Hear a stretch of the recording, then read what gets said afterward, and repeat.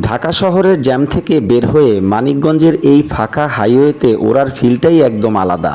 বুক ভরে ফ্রেশ নিঃশ্বাস নেওয়া যায়। একা একা রাইড করার এই এক সুবিধা, নিজের গতি, নিজের স্বাধীনতা, সামনে শুধু রাস্তা আর এক অদ্ভুত শান্তি। আচ্ছা, মানিকগঞ্জ পৌঁছে প্রথমে কি বালিয়াটি জমিদার বাড়ি যাব, নাকি আগে পদ্মার পাড়ে গিয়ে এক কাপ চা খাবো? ধুর, চা পরে হবে, আগে মানিকগঞ্জের সেই বিখ্যাত ঘিয়ের ক্ষীরটা ট্রাই করতে হবে। ওটার লোভেই তো আজ একা একা বেরিয়ে পড়া। রাস্তার পাশে পুলিশ চেকপোস্টগুলো দেখলে আজকাল সত্যিই একটু সচেতন হতে ইচ্ছে করে।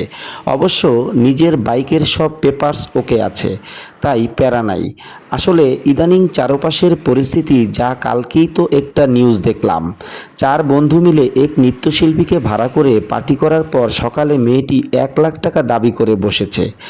আর টাকা দিতে না পারায় পুলিশ ডেকে তাদের জেলে ঢুকিয়ে দিয়েছে। একটা রাতের সস্তা বিনোদনের খেসারত যে পুরো জীবন ধ্বংস করে দিতে পারে, ভাবলেই গা শিউরে ওঠে। এই জন্য ভাই, একাই ভালো।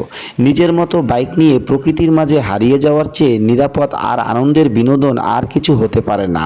সস্তা ফাঁদ আর অপরিচিত মানুষ থেকে দূরে থাকাই বুদ্ধিমানের কাজ।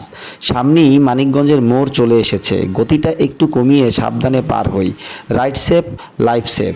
তো বন্ধুরা, এরকম পরবর্তী ভিডিও পেতে চ্যানেলটিকে সাবস্ক্রাইব করে রাখুন। ধন্যবাদ।